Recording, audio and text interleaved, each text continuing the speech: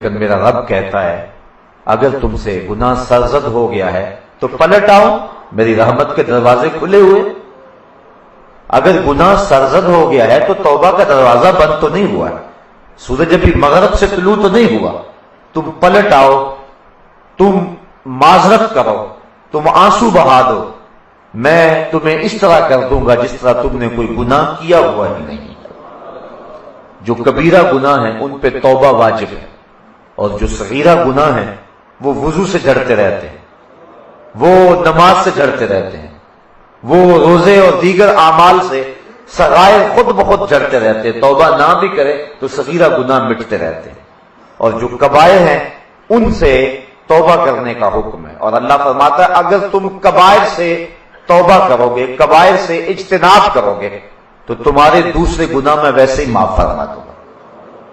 تو اللہ تعالیٰ جل شانہ کے رحمت کے دروازے ہمارے لیے کھلے ہوئے ہیں۔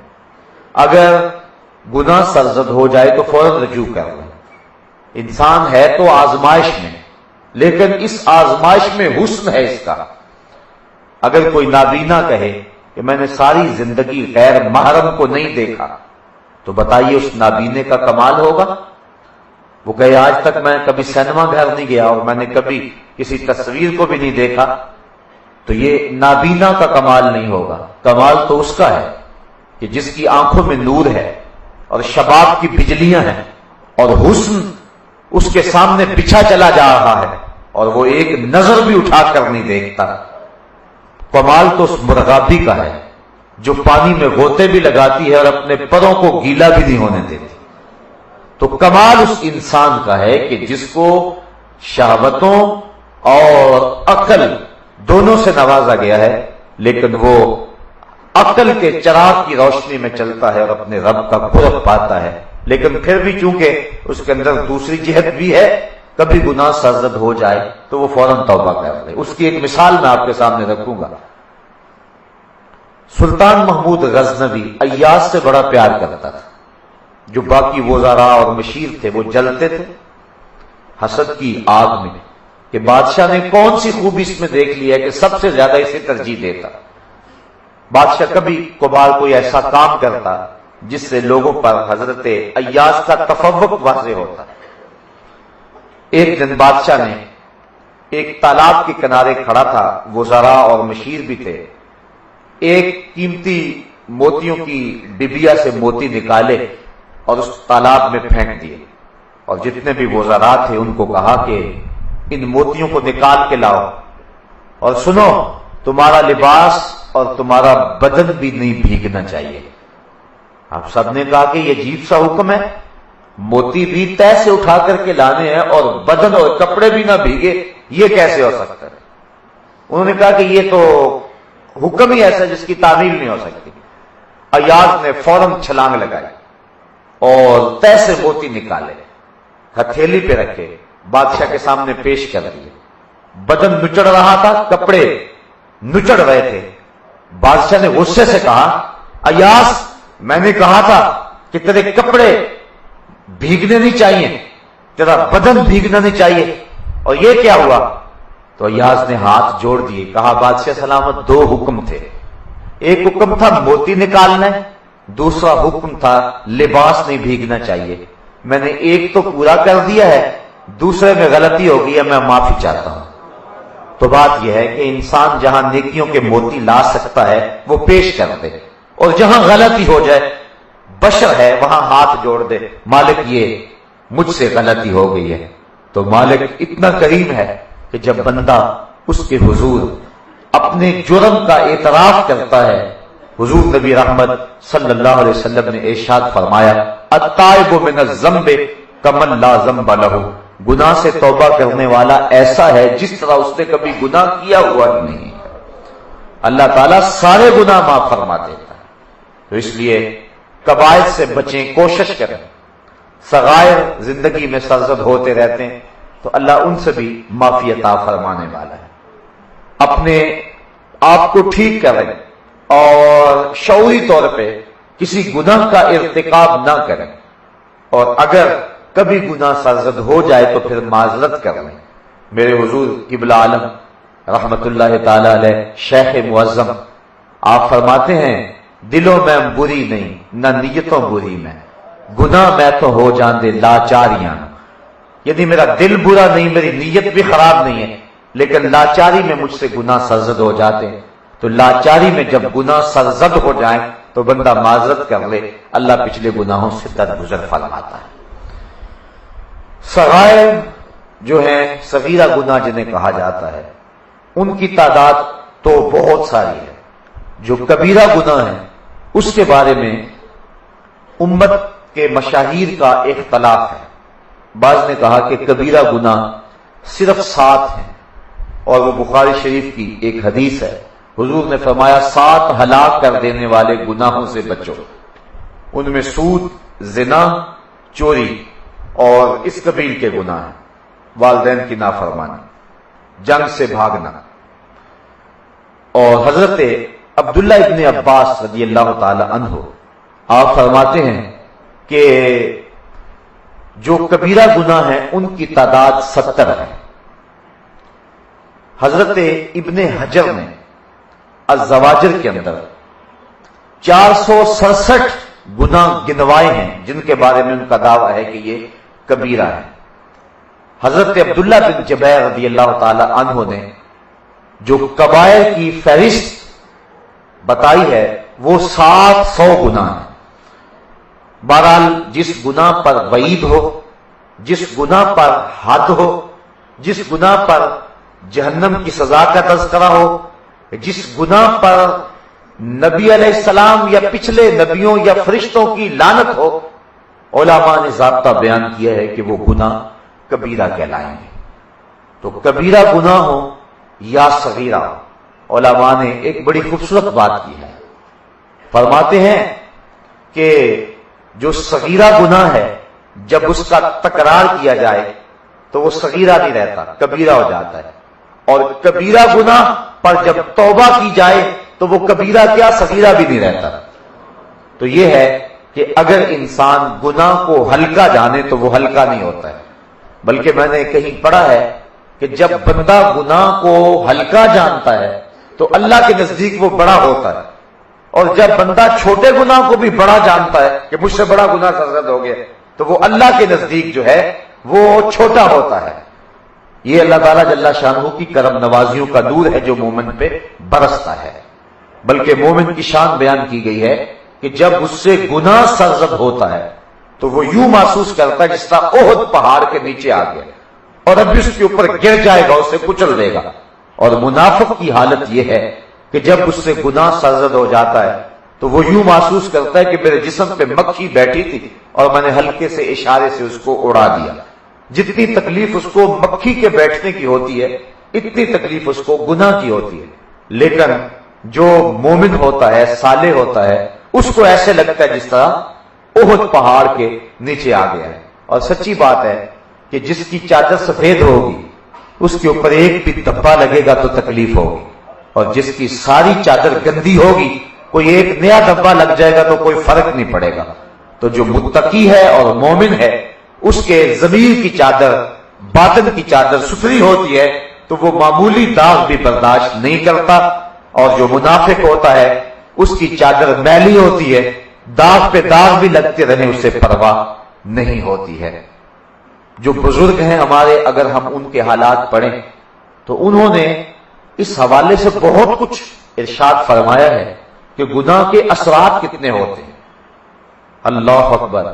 حضرت ابن سیرین کہتے ہیں کہ ایک شخص تھا کنگال اور غریب آدمی، تو میں نے اس کو کہا اور اس کی غربت پر اور اس کی جو ہے وہ قسم پرسی پر میں نے تانا دے دیا۔ فرماتے ہیں کہ اس واقعہ کو 40 سال گزر گئے، 40 سال کے بعد میں خود اس مصیبت میں پھنس گیا اور میں خود مقروض ہو گیا، اور پھر مجھے یاد آیا کہ میں نے کسی کو تانا دیا تھا۔ اور ایک بزرگ ہیں فرماتے ہیں میں ایک دن جا رہا تھا نماز جمعہ پڑھنے کے لیے تو میرے جوتے چوری ہو گئے، تو پھر میں نے سوچا کہ یہ تکلیف مجھے کیوں پہنچی ہے، تو وہ کہتے ہیں میں نے سوچا کہ آج جو نماز جمعہ پڑھنے کے لیے میں آیا ہوں تو میں نے سنت غسل نہیں کیا، اس سنت غسل نہ کرنے کی وجہ سے میرے اوپر یہ مصیبت آئی۔ یعنی ہمارے بزرگ ان چیزوں کا بھی لحاظ اور خیال رکھتے تھے. ایک بزرگ کہتے ہیں میں مسجد میں گیا تو ایک شخص ایک کونے میں بیٹھ کے رو رہا تھا اور کافی لوگ اور بھی وہاں موجود تھے. میرے دل میں خیال آیا کہ یہ شخص ریاکاری کر رہا ہے، اس کے آنکھوں میں جو آنسو ہیں یہ تصنع اور بناوٹ کے ہیں. وہ کہتے ہیں جب میرے دل میں یہ خیال آیا تو 40 دن تک میری نمازوں کی لذت چھن گئی. 40 دن مجھے نمازوں کا سرور نہ آیا کہ میں نے ایک مومن کے بارے میں بدگمانی کی ہے. اللہ اکبر. حضرت فضیل بن عیاض رضی اللہ تعالی عنہ آپ فرماتے ہیں کہ جب بھی مجھے کوئی تکلیف پہنچتی ہے، حتیٰ کہ سواری یا باندی کے اندر میں کوئی ایسی بات دیکھتا ہوں کہ وہ میری نافرمانی کرتے ہیں، تو پھر میں غور کرتا ہوں تو مجھ سے کوئی نہ کوئی گناہ سرزدہ ہو گیا ہوتا ہے جس گناہ کی پاداش کے اندر مجھے یہ تکلیف پہنچتی ہے. حضرت ابن سیرین کا قول بھی آپ نے سنا اور دیگر ائمہ کے قول بھی آپ نے سنے. ایک بزرگ فرماتے ہیں میں نے صرف ایک دن مشکوک لقمہ کھا لیا، صرف ایک لقمہ میں نے کھایا اور وہ مشکوک تھا، تو فرمایا میں روحانیت کے اعتبار سے 40 سال پیچھے چلا گیا. میں اور آپ دیکھیں آج ہمارا رزق کس طرح ہے. حضور فرمایا ایک بندہ دور سے سفر کر کے آتا ہے اور اللہ کے گھر کعبۃ اللہ کے سامنے کھڑا ہو جاتا ہے، یمد یدیہ، اپنے دونوں ہاتھوں کو لمبا کر کے دعا مانگتا ہے اور کیا کہتا ہے اے اللہ ومطعمہ حرام ومشربہ حرام وملبسہ حرام وغذی بالحرام. اس کا کھانا حرام کا، اس کا پینا حرام کا، اس کا لباس حرام کا، اس کو غذا حرام کی دی گئی. حضور فرماتے ہیں کہ بتاؤ اس کی دعا کیسے قبول ہوگی. اگر لقمہ حرام کا ہو جائے تو دعاؤں کی قبولیت نہیں ہوتی ہے. تو جو گناہ ہوتے ہیں ان کے اثرات ہوتے ہیں. ایک قول ہے کہ الصبح تو تمنع الرزق، جو شخص صبح کو سونے کا عادی ہے تو اس کے رزق کے اندر بے برکتی آ جاتی. جو شخص صبح اٹھتے ہیں اور پھر فوراً سوتے نہیں ہیں ان کے رزق میں برکت ہوتی ہے. تو انسان سے جو سستیاں اور کوتاہیاں ہوتی ہیں انسان کی زندگی پر اس کے اثرات مرتب ہوتے ہیں. لیکن جب کبیرہ گناہ انسان سے سرزد ہونے لگے تو پھر اس کے کتنے اثرات ہوتے ہیں اور انسان کو کتنا نقصان پہنچتا ہے. اس عنوان کے ساتھ ایک ایک کبیرہ اور اس کے نقصان گنوائے جا سکتے ہیں. جس طرح کہ حدیث میں آتا ہے کہ جس قوم میں زنا پھیل جاتا ہے اس قوم میں ایسی بیماریاں پھیلتی ہیں جن کا علاج کوئی نہیں ہوتا. جس طرح کہ آج کل ایڈز ان ممالک کے اندر پوری کثرت کے ساتھ موجود ہے جہاں زنا عام ہے. اسی طرح مختلف گناہ جب کسی قوم کے اندر پیدا ہوتے ہیں تو ان کے اندر اس کے اثرات بھی پیدا ہوتے ہیں. یہ ایک الگ عنوان ہے اور پھر گناہوں کی ایک لمبی فہرست اور پھر ان کے اثرات بد کی فہرست. لیکن مطلق گناہوں کے سرزد ہونے سے انسان کو جو نقصان پہنچتے ہیں آج کی اس نشست میں مختصر گفتگو میں اس عنوان سے آپ کے سامنے رکھوں گا. گناہ کے سرزد ہو جانے سے سب سے بڑا نقصان اور سب سے بڑا اثر یہ پڑتا ہے کہ بندے کا رب اس سے ناراض ہو جاتا ہے. اور اگر اللہ تعالیٰ ناراض ہو گیا، جو خالق ہے وہ ناراض ہو گیا، تو بتائیے بندے کے پلے کیا رہا. اگر ماں باپ ناراض ہو جائیں تو زندگی کا چین لٹ جاتا ہے.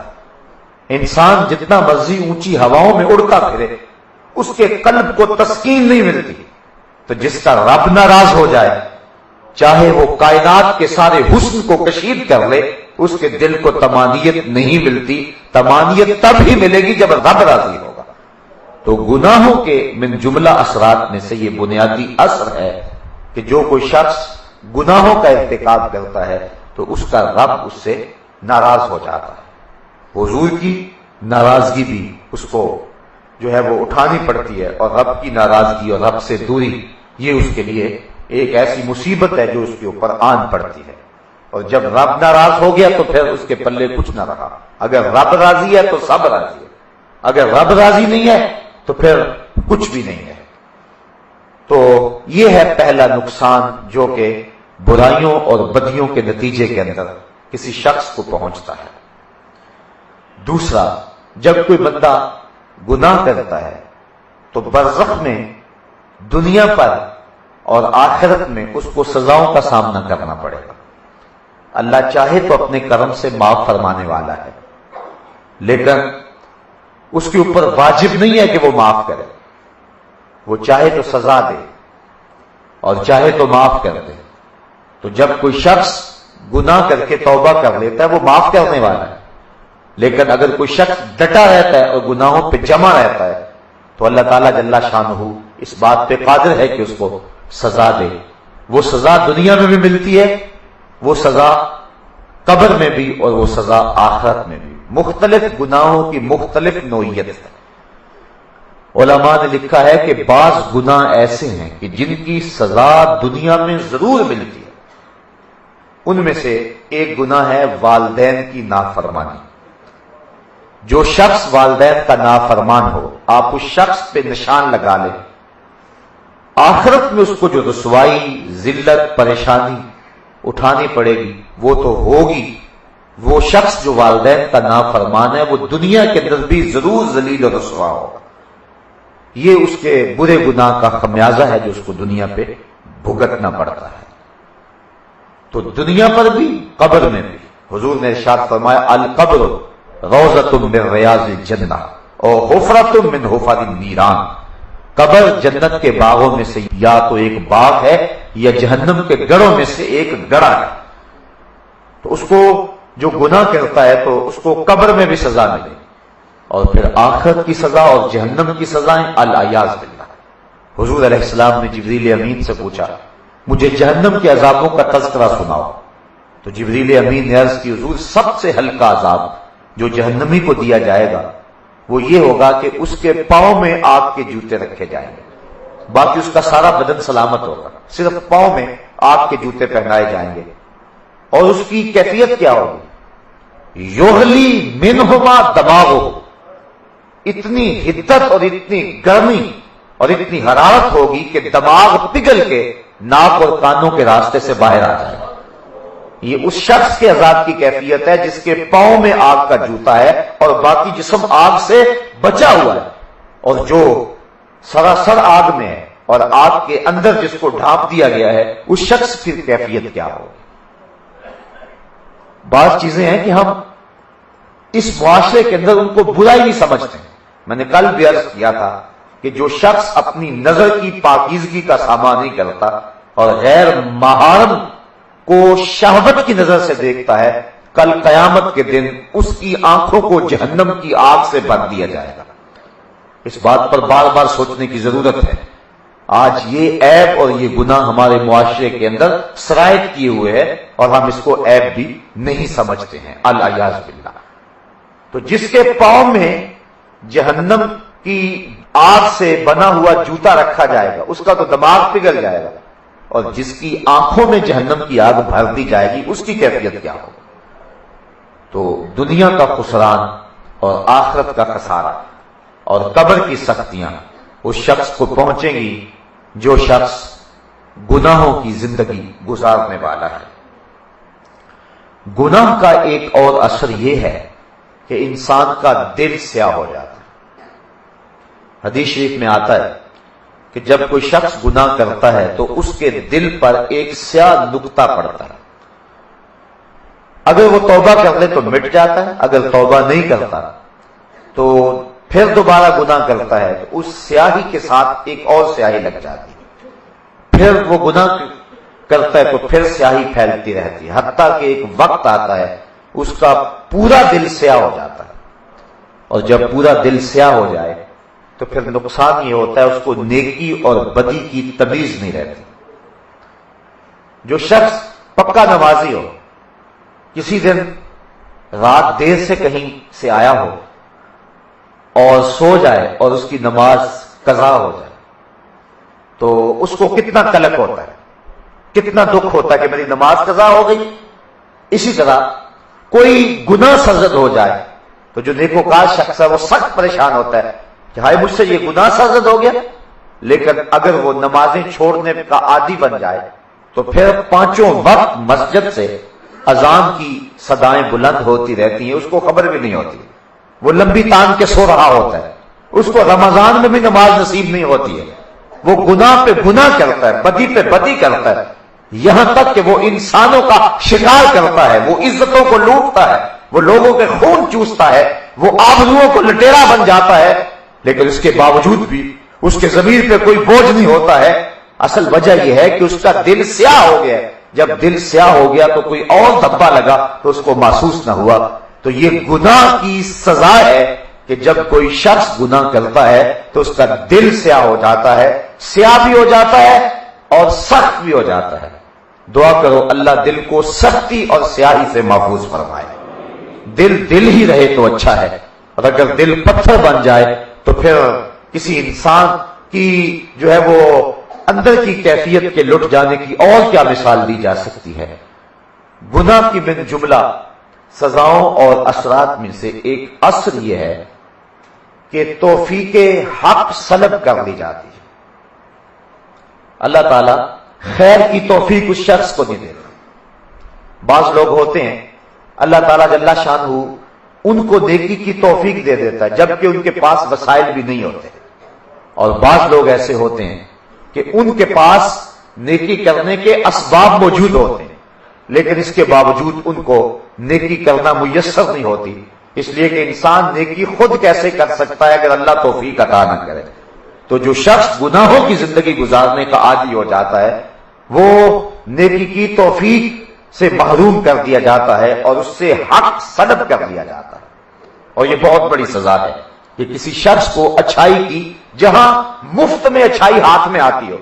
بعض نیکیاں بڑی آسان ہوتی ہیں، حضور فرمایا لا تحتقرن من المعروف ولو ان تلقى اخاك بوجه طلق، نیکی کو چھوٹا نہ سمجھو اگرچہ تم اپنے مومن بھائی کو ہنس کے ملتے ہو، خندہ پیشانی سے ملتے ہو۔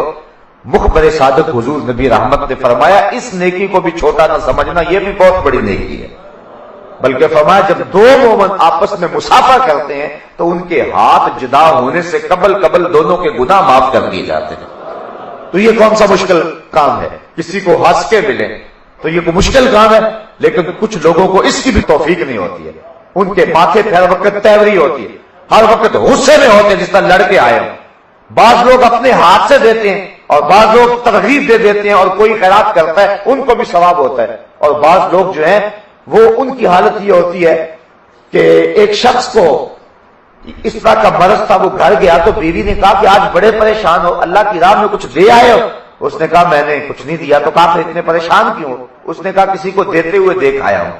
تو کچھ لوگ ایسے ہوتے ہیں کہ ان کو جو ہے وہ نیکی خریدنے اور نیکی کرنے کی توفیق ہی میسر نہیں آتی، جبکہ بعض مواقع ایسے ہوتے ہیں کہ نیکیاں بالکل آسان ہوتی ہیں انسان کے لیے، تو وہ ان مواقع پر بھی نیکی حاصل نہیں کر سکتے، اور بندہ سوچتا ہے کہ یار اس کے ہاتھ میں یہ دولت آ گئی تھی، یہ نیکی کر سکتا تھا لیکن اس نے کیوں نہیں کی۔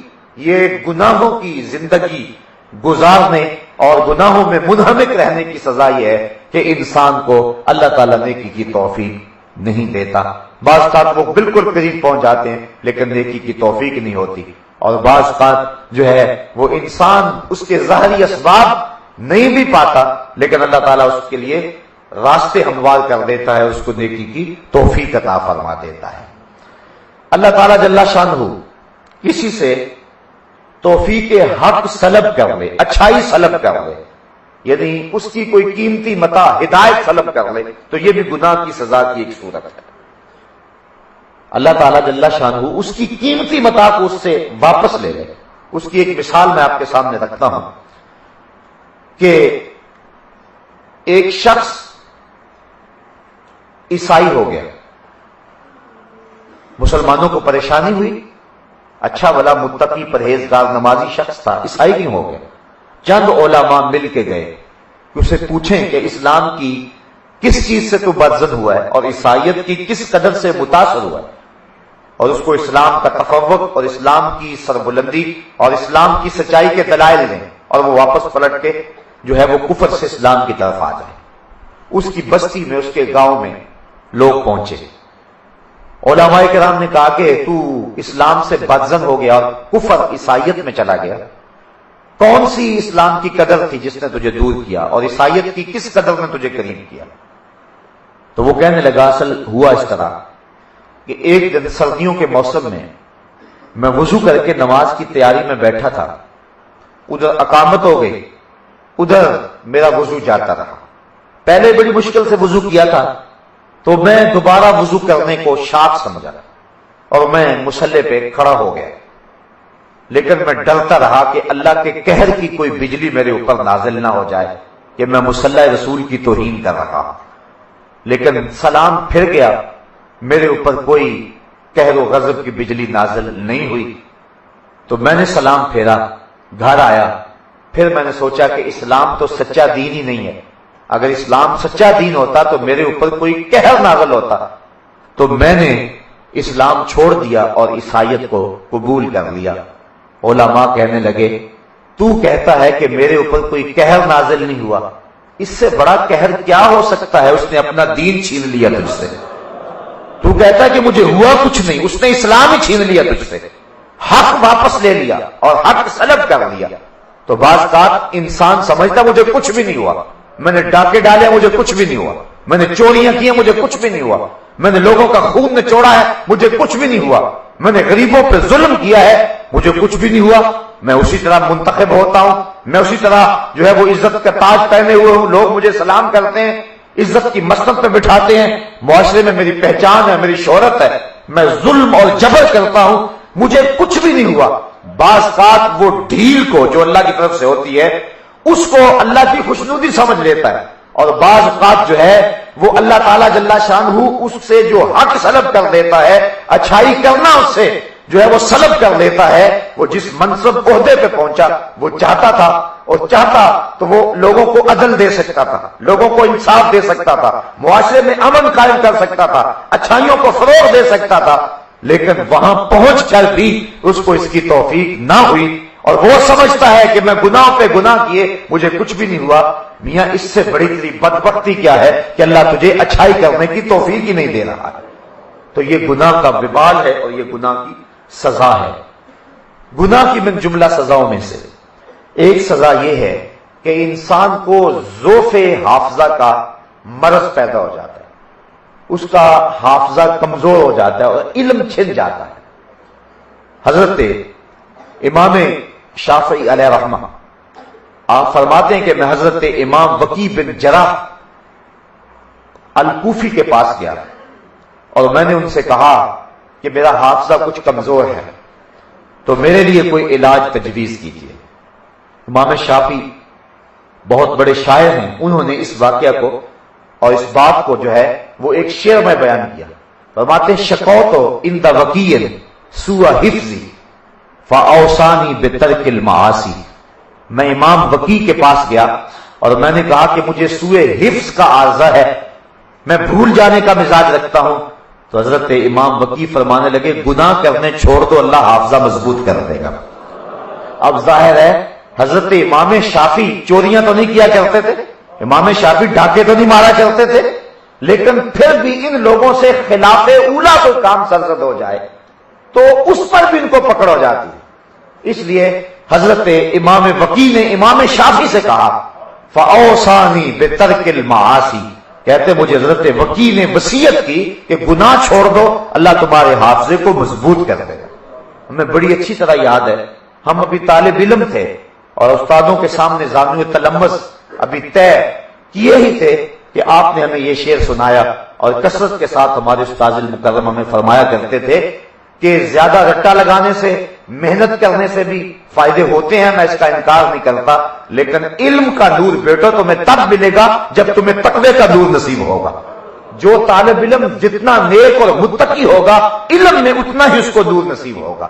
تو جو شخص گناہوں کی دلدل میں پھنس جاتا ہے اس کو جو سزائیں ملتی ہیں ان میں سے ایک سزا یہ ہے کہ اس کا حافظہ کمزور ہو جاتا ہے۔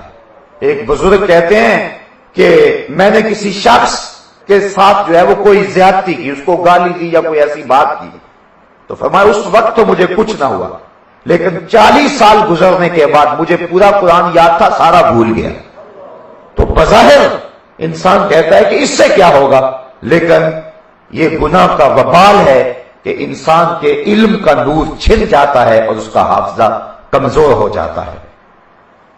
گناہ کے اثرات جو انسان کو پڑتے ہیں اس سے ایک اثر یہ بھی ہے کہ عمر میں بے برکتی پیدا ہو جاتی ہے اور رزق میں بھی بے برکتی پیدا ہو جاتی ہے۔ امام احمد بن حنبل نے اور ابن ماجہ نے اپنی اپنی اسناد کے ساتھ اس روایت کو نقل کیا ہے کہ حضور نے ارشاد فرمایا کہ انسان جب گناہ کرتا ہے تو اس کے رزق کی برکت اٹھا لی جاتی ہے، وہ رزق سے محروم کر دیا جاتا ہے، اور اسی طرح انسان جب گناہوں کی دلدل میں پھنس جاتا ہے تو اس کی عمر کی برکت اٹھا لی جاتی ہے، اور جب وہ نیکیاں کرنے لگ جاتا ہے اللہ اس کی عمر میں برکتیں ڈال دیتا ہے۔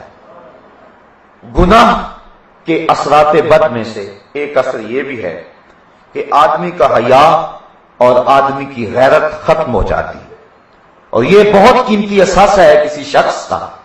میں نے کل بھی روایت آپ کے سامنے رکھی تھی کہ حضور تشریف لے جا رہے تھے، کوئی شخص اپنے بھائی کو حیا کے بارے میں تبلیغ کر رہا تھا، حضور نے دیکھ کر کے فرمایا داہو فإن الحیاء من الایمان، فرمایا چھوڑ دے اسے، حیا تو ایمان کا حصہ ہے، ایمان ہوگا تو حیا لازمی ہوگا، یہ ہو نہیں سکتا کہ بندہ مومن ہو اور حیا دار نہ ہو، جب مومن ہوگا تو آنکھوں میں بھی حیا ہوگا، دل میں بھی حیا ہوگا، اور اگر مومن نہیں ہوگا تو آنکھوں کا حیا بھی لٹ جائے گا اور دل کا حیا بھی باقی نہ رہے گا۔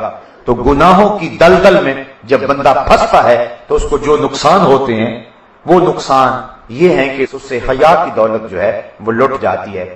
آج ہر بندہ کہتا ہے کہ میری اولاد جو ہے وہ میرا حیا نہیں کرتی، اس کو شرم نہیں رہی، اس کی آنکھوں میں غیرت نہیں رہی، شاید کسی نے تعویذ ڈال دیے، کسی نے تعویذ گھول کے پلا دیے جس کی وجہ سے ہمارے گھر کے اندر یہ دولت نہیں رہی، اولاد میرا کہا ہی نہیں مانتی ہے۔ تو میں کہتا ہوں کہ اپنی اولاد کو نیکی کے راستے پہ ڈالو۔ حضور نے فرمایا تھا 7 سال کی اولاد ہو انگلی پکڑ کے مسجد کا راستہ دکھاؤ، 10 سال کی ہو جائے نماز نہیں پڑھتی تو مار کے پڑھاؤ۔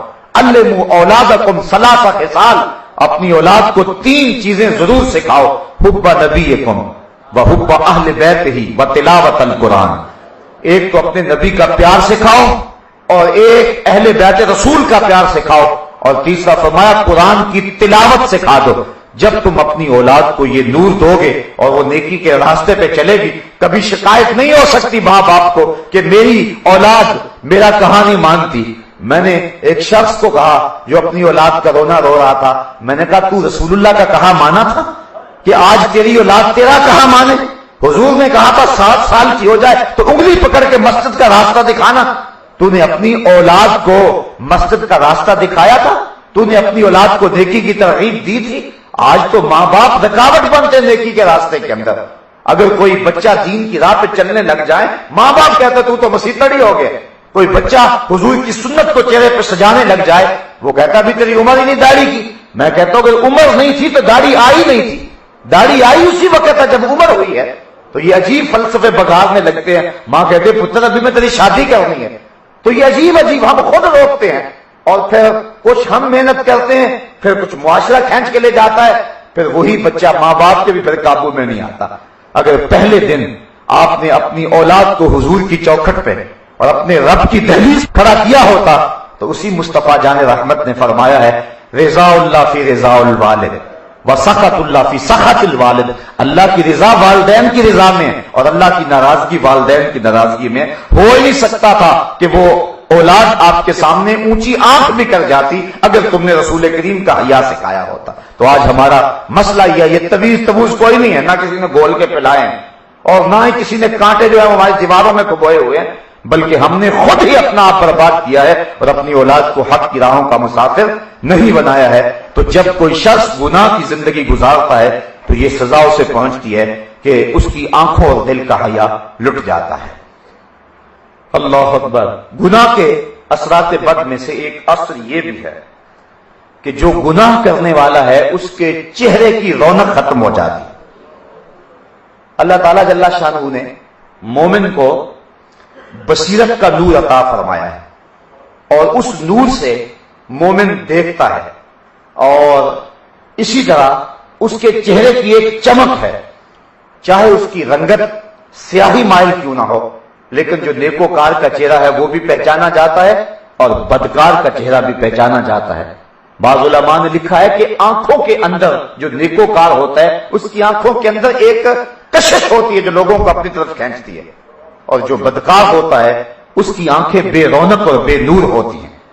جس طرح بصیرت کا نور اس کے پاس نہیں ہے، اس طرح اس کی آنکھیں بے رونق بھی ہوتی ہیں، تو برائی سے انسان کا چہرہ بگڑ جاتا ہے۔ نہیں تو دیکھ لو، جو ظالم ہوگا، جو جابر ہوگا، جو اللہ کی حدوں کو پامال کرنے والا ہوگا، اس کا چہرہ جو ہے وہ بگڑا ہوا ہوگا، اور جو سحری کے وقت اٹھ کے آنسو بہانے والا ہوگا، آپ صبح دیکھیں گے اس کے چہرے پہ نور آپ کو نظر آئے گا۔ تو اہل اللہ کے چہرے اللہ اکبر، اور برے لوگوں کے چہرے جو ہیں وہ صاف دکھائی دیتے ہیں، پتہ چلتا ہے۔ اور جو ہے وہ ایمانی نظر سے دیکھنے والا ہو، دقت نظر رکھتا ہو، بالخصوص جس کو تقوی کا نور حاصل ہو، وہ چہرے سے پہچان جاتا ہے۔ اللہ اکبر، چہرے پہ لکھا۔ بلکہ مومن کی شان یہ ہے، حضور فرمایا اتقوا فراست المومن فإنه ينظر بنور اللہ تعالی، مومن کی فراست قلبی سے ڈرا کرو، وہ اللہ کے دیے ہوئے نور سے دیکھتا ہے۔ ایک تو عام روشنائی ہے، لیکن مومن کو اللہ فراست کا نور دیتا ہے، لیکن گناہ کرنے والے سے یہ وہ نور چھین لیا جاتا ہے۔ ایک عیسائی نے یہ حدیث پڑھی کہ مومن کی فراست قلبی سے ڈرو، وہ اللہ کے دیے ہوئے نور سے دیکھتا ہے۔ اعلی حضرت نے اس کو ملفوظات میں لکھا ہے۔ اس نے زنار پہنی، اوپر عبا پہنی، اور اس سر کے اوپر امامہ باندھا، اور مسلمانوں والی شکل بنائی، اور اس دور کے ایک بہت بڑے ولی کے پاس گیا، کہا مومن کی فراست قلبی سے ڈرو، وہ اللہ کے دیے ہوئے نور سے دیکھتا ہے۔ حضرت بتائیے اس کا مفہوم کیا ہے؟ وہ بزرگ فرمانے لگے اس کی یہ تشریح ہے، اس کی یہ تشریح ہے۔ وہ عیسائی نصرانی دل ہی دل میں ہنسنے لگا، اگر حدیث سچی ہوتی یا یہ اللہ کا ولی ہوتا تو بتاتا نا میرے اندر کیا ہے۔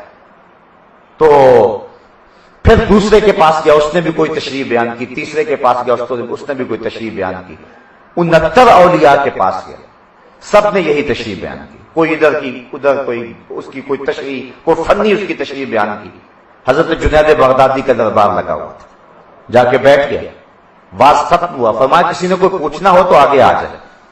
اسی نے پوچھنا تھا، قریب ہو گیا، کہنے لگا حضرت اتقوا فراست المومن فإنه ينظر بنور اللہ، مومن کی فراست قلبی سے ڈرو، وہ اللہ کے دیے ہوئے نور سے دیکھتا ہے۔ اس کا کیا مطلب ہے؟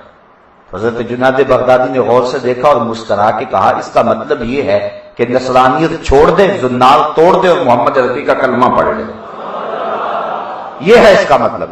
کہنے لگا حضرت ایک میرا سوال اور رہ گیا کہ آپ سے قبل میں 69 لوگوں کے پاس گیا ہوں، انہوں نے نہیں بتایا، تو کیا وہ ولی نہیں تھے یا کوئی اور وجہ تھی؟ فرمایا وہ ولی تھے۔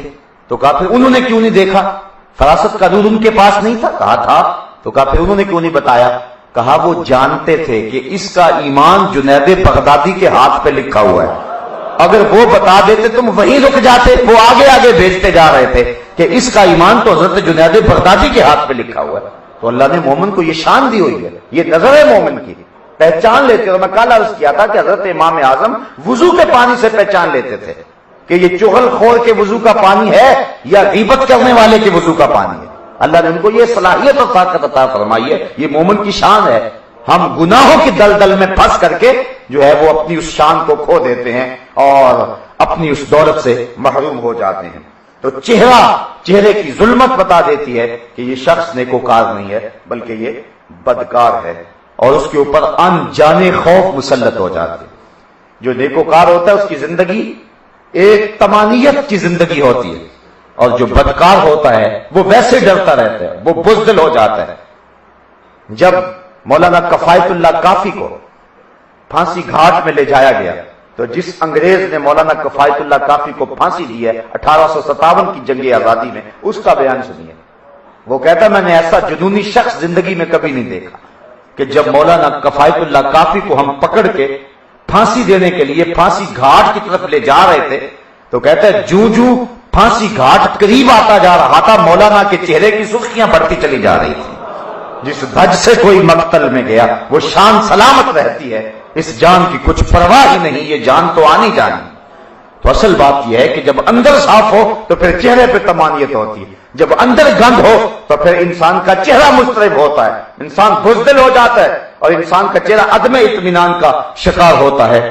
اس لیے انسان کے چہرے کی وہ رونق چھن جاتی ہے گناہوں کی وجہ سے، اور یہ گناہ کی جو ہے وہ بدبختی ہے۔ اچھا، گناہ کی ایک اور بدبختی بھی ملاحظہ کیجئے، اور گناہ کا ایک اور اثر بھی دیکھیے۔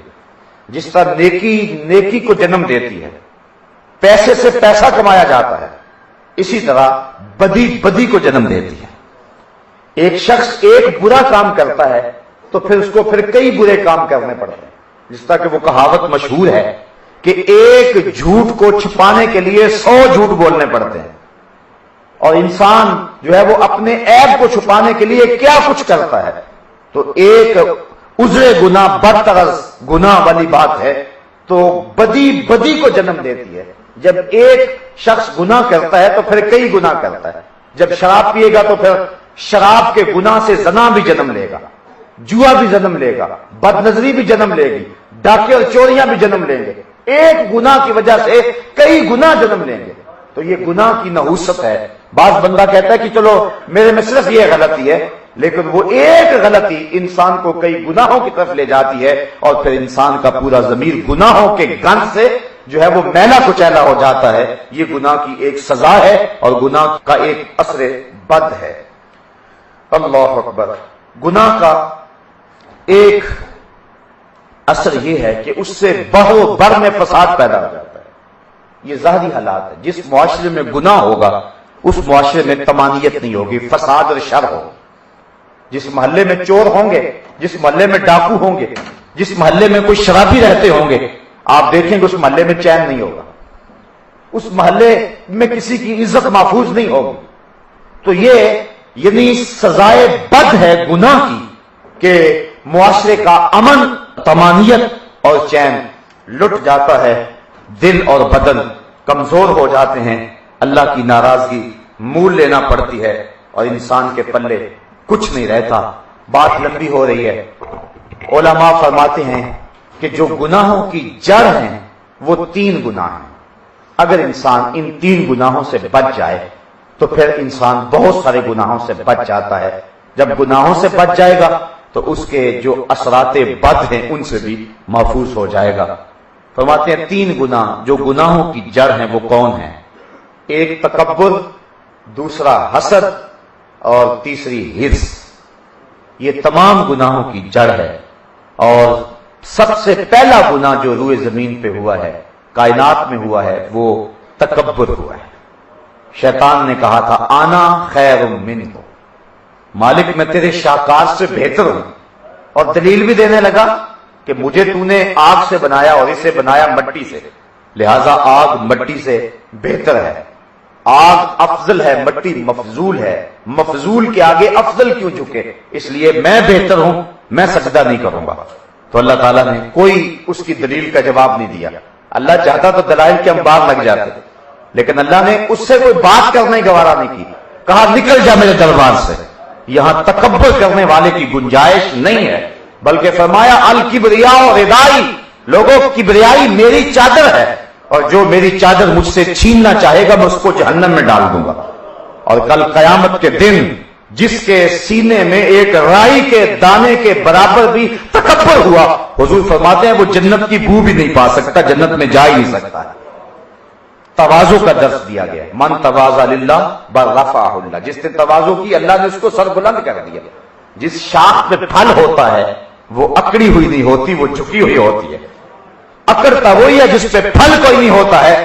اس لیے تکبر یہ بدترین خصلت ہے کہ شریعت میں اس کو انتہائی ناپسند کیا گیا ہے۔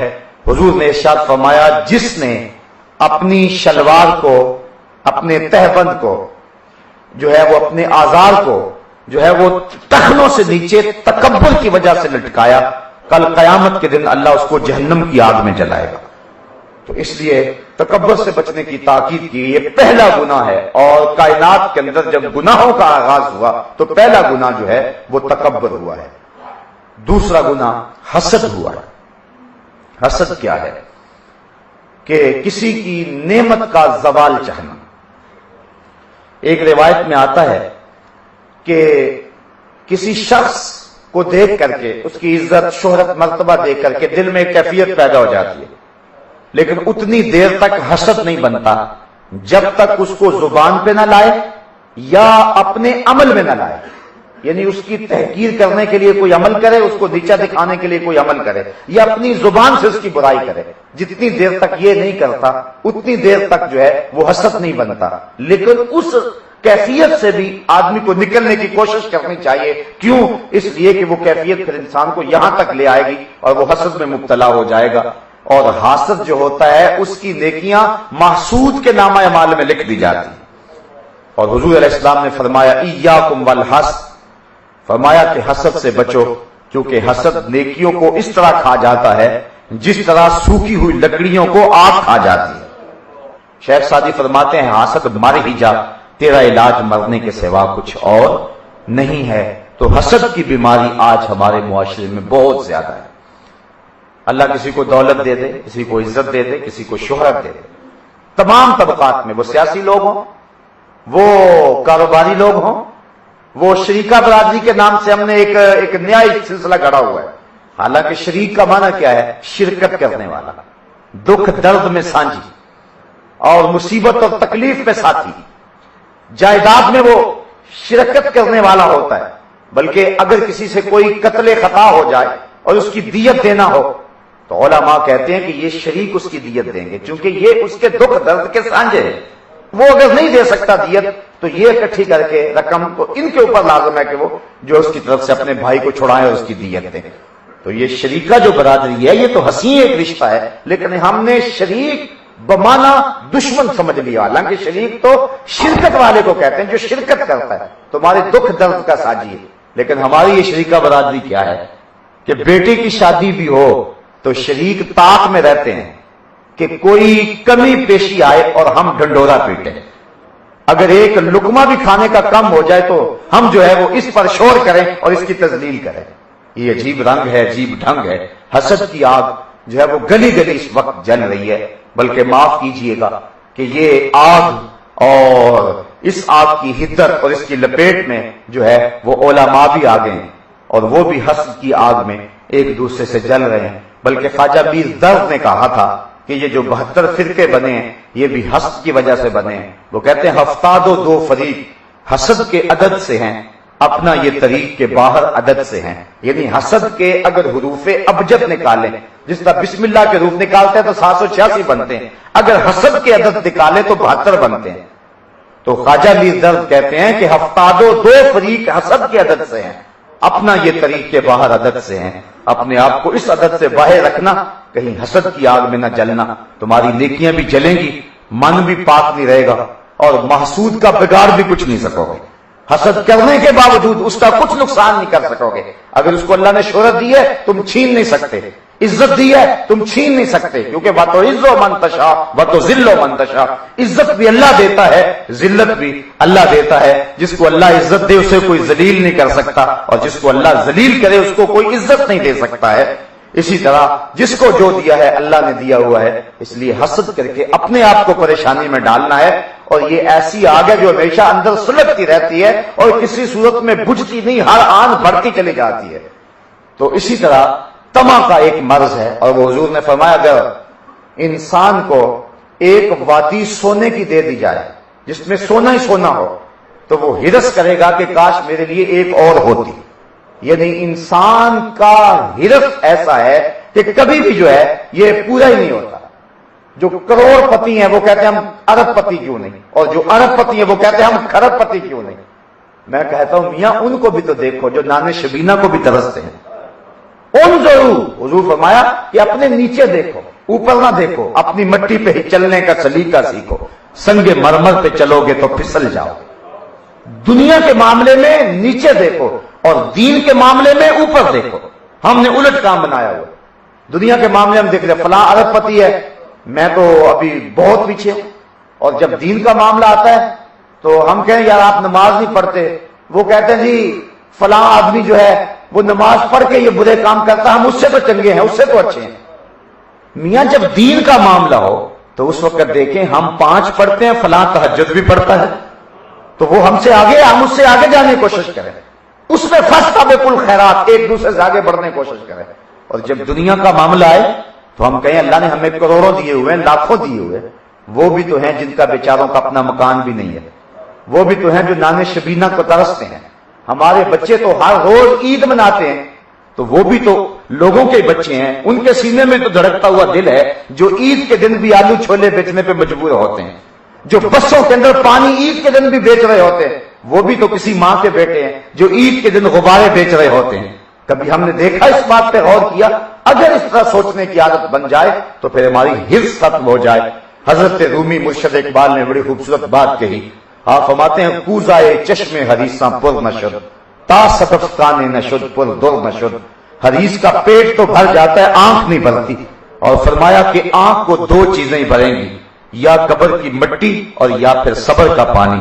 تو اگر کسی کے پاس قناعت اور صبر نہیں ہے اور اس کے پاس جو ہے وہ قبر کی مٹی ابھی نہیں ملی اس کو، تو اس کی آنکھیں نہیں بھر سکتی ہیں، آنکھیں کھلی ہیں اور انسان ہرس کی آگ میں بھی جلتا رہتا ہے۔ علماء کہتے ہیں یہ بنیادی 3 گناہ ہیں۔ حسد ہوگا، حسد کے نتیجے کے اندر قتل و غارت ہوگی۔ قابیل نے جو ہے وہ قتل کیا حابیل کو حسد کی بنیاد پر۔ حسد ہوگا تو دوسرے کو نقصان پہنچانے کا چکر ہوگا، اس طرح ہرس ہوگی تو لوٹ مار ہوگی، ہرس ہوگی تو غریب کا خون نچوڑیں گے، ہرس ہوگی کسی کا حق غصب کریں گے، ہرس ہوگی تو پھر بہت سارے نقصانات ہوں گے۔ یتیم کا مال کھائیں گے ہرس کی وجہ سے، کسی صاحب حق کو حق نہ دیں گے ہرس کی وجہ سے، اس طرح تکبر کی وجہ سے جو ہے وہ انسانوں کو آپ حقیر سمجھتے پھریں گے اور انسانوں کی تذلیل کریں گے۔ تو علماء کہتے ہیں کہ بنیادی یہ 3 گناہ ہیں، حسد، ہرس اور تکبر۔ اگر اپنے دامن کو ان 3 گناہوں سے بچا لیا جائے اور محفوظ کر لیں تو اللہ تعالیٰ اس کی برکت سے باقی گناہوں سے بھی بندے کو نجات عطا فرما دیتا ہے۔ تو آئیے آج کی اس بابرکت محفل میں یہ ایک سادہ سا چھوٹا سا نسخہ ہے جو ہم لے جائیں کہ ان 3 امراض سے اگرچہ بچنا بڑا مشکل ہے لیکن اس کے بغیر چارہ بھی تو نہیں ہے۔ کہیں اپنا آپ لٹا نہ بیٹھے اور اپنی زندگی برباد نہ کر بیٹھے، زندگی کے اندر ماں قبل کے سارے گناہوں سے معافی مانگ لیں اور رب کی رضا اپنی مقصود زندگی سمجھ لیں۔ اللہ تعالیٰ جل شانہ ہمیں ان 3 امراض سے اور اس کے علاوہ جتنے بھی گناہ ہیں وہ کبائر 700 کی تعداد میں ہیں یا اس سے زیادہ اور صغائر لا تعداد ہیں، اللہ کرم فرمائے ہمیں کبیرہ اور صغیرہ گناہوں سے بچنے کی توفیق عطا فرمائے۔